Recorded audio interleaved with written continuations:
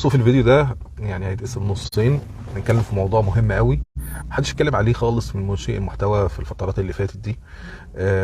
وكمان هنحاول ان احنا نقرا بعض التعليقات او معظم التعليقات او كل التعليقات ونجاوب على الاسئله بتاعتكم لو حد يعني كان عنده سؤال او استفسار. لكن في موضوع مهم جدا حابب ان انا اتكلم معاكم فيه. كلنا سمعنا عن قانون استيراد السيارات في الفتره اللي فاتت، وعرفنا ان هو بدات اللائحه التنفيذيه بدات تتغير بحيث الناس تقدر تستورد سيارات في الفتره الجايه يعني. والموضوع هيفضلوا يحاولوا فيه لغايه ما ينجح يعني، وتبدا عربيات كتيره جدا تغزو السوق المصري.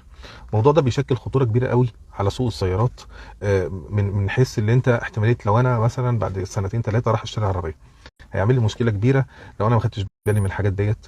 ولو الناس اللي بتستورد او هتجيب عربيه تجيبها من الخارج، من الخليج، من اوروبا، من ايا يكن يعني، وتبدا تجيب عربيه وتدخلها مصر، برضه ممكن يعمل لهم مشكله كبيره لو ما خدوش بالهم من النقطه اللي احنا هنتكلم عليها النهارده. من المعروف لو انت مثلا ساكن او بتشتغل في بلد عربيه او اوروبيه، لما تيجي تدور اللي انت عايز تنزل عربيه، تحاول تركز اللي انت تجيب عربيه تكون في عربيه مشابهه ليها.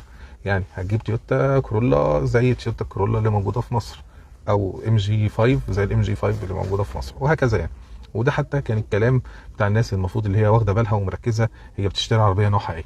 ما بتشتريش عربيه زي عربيه كويسه زي اللي موجوده في بلدها، لا، اهم حاجه تكون العربيه موجوده هنا في مصر ومنتشره يعني.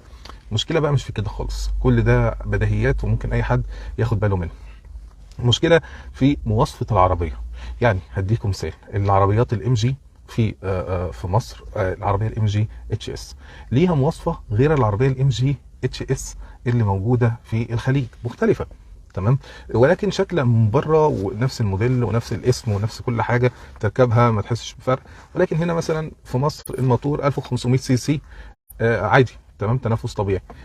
سوري، الموتور 1500 سي سي في مصر هنا تربو تمام. في الخليج الموتور 2000 سي سي تمام، تربو تمام. اذا بقى في فرق في السي سي بتاعت الموتور، واللي هو 1500 و2000. ده مش بيقف عند كده وبس، بيدخل في الفتيس، بيدخل في فتيس مختلف. آلات الجر في عندهم نسخة آلات جر رباعية، وفي نسخه اللي موجوده في مصر اللي هي آلات جر اماميه. اذا شكل العربيه من بره وبالموديل بكل حاجه واحد، ولكن لما تيجي تبص على العربيه ذات نفسها مش واحد. طيب انا هقدر اعالج النقطه ديت لما العربيه تيجي مصر؟ لا، مش هتعرف تعالجها. اولا ايه المشاكل اللي هتحصل لك؟ اول حاجه طبعا هتلاقي صعوبه جدا في ان انت تلاقي قطع غيار للقطع اللي هي مختلفه يعني. مش هتلاقي، مش نفس الموتور، مش نفس الفتيس، مش نفس آلات الجر، فهتبقى عندك مشكله كبيره في الحته دي تمام. ده رقم واحد. رقم اتنين، لو حصل للعربيه مشكله مش هتلاقي توكيل اصلا هيفتح لك وهيشتغلك في العربيه. هيرفضوا اصلا ان هم يعملوا ولا صيانه للعربيه، ولا لو العربيه عطلت هيرفضوا ان هم يصلحوها. فاذا انت وقعت هنا في مشكله كبيره قوي. فحاول تركز على الموديلات لو انت بتستورد، حاول او انت هتنزل يعني عربيه من بره تمام، ولو انت شغال بره يعني، حاول تركز على الموديلات وتتاكد ان المواصفه اللي في العربيه دي هي نفس المواصفه اللي موجوده في مصر، عشان ما العربيه ما تجيش وفي الاخر يعني تتقلب وتتباع خرده يعني. مش هتعرف تعمل بيها اي حاجه لو عطلت كده يعني، واكيد مش هتروح تستورد لها قطع غيار من بره، هتبقى مشكله كبيره.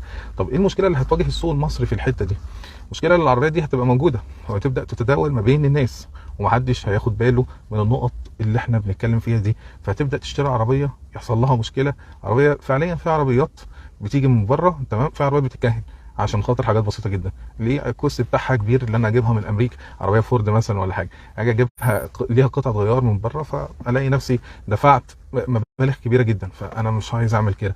فالفكره اللي انت عشان انت تستورد حاجه بنفسك لوحدك هتعمل لك مشكله كبيره، وممكن العربيه تكهن احسن في الوقت دوت. فدي مشكله هتواجه السوق المصري في الفتره الجايه من الناس اللي هي بتشتري بطريقه مش احترافيه قوي، او مش هتاخد بالها. ما مش كل الناس قاعده كانوا شغالين مهندسين ميكانيكا او ليهم علاقه قوي بالعربيات وخيالهم وصل لهم لكل الحاجات الصغيره اللي زي دي، او الحاجات الدقيقه اللي زي دي.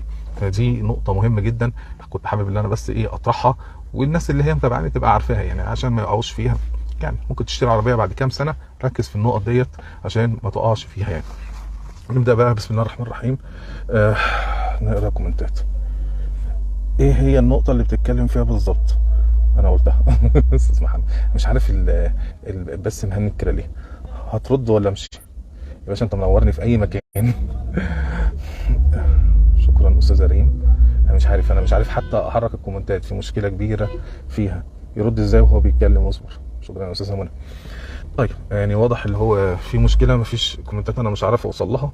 تمام. فانا بحاول، بس في تهنيجه كده غريبه مش فاهمها. وان شاء الله هيبقى لينا لقاءات تانية وهنبدا نتكلم مع بعض، وهعرض على عكو وان شاء الله خير. اشوفكم بخير. السلام عليكم.